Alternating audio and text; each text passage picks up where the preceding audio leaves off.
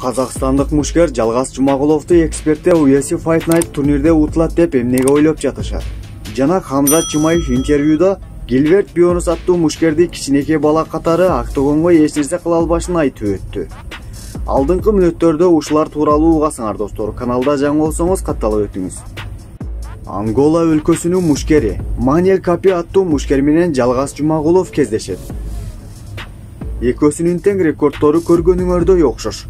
UFC'де эки мушкердин тең бири-бирден жеңүү утуктары бар. Манел Капи акыркы салгылашууда эң сонун өзүн көрсөтө алгандыгы үчүн букмекер контроль эксперттер Жалгазды Манел Капи жеңет деп ойлоп жатышат.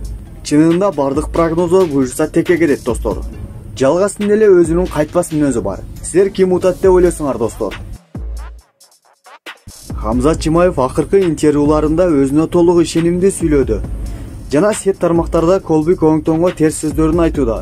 Бул салгылашуу келечекте сөзсүз түрдө буюрса күтүлөт албетте. Азыркы соперниги Гилберт Бионус аттуу мушкер менен салгылашкандан кийин барган сайын Колбиге жакындап келсе керек. Хамзат өзүнүн стили менен титулга чейин барарын айтат. Акыркы интервьюсунда Гилберт Бионуска айткан сөзү болсо, жуджусу менен машыгып келген Гилберт Бионуска эч кандай шанс жок экенин айтты. Бирок жуджусуну жакшы көрөм. Мен ойлобойм эч качан октогонго ал мени утушуна. Анткени ал кичинекей бала. Ал акыркы жолу качан өзүн көрсөтө алды.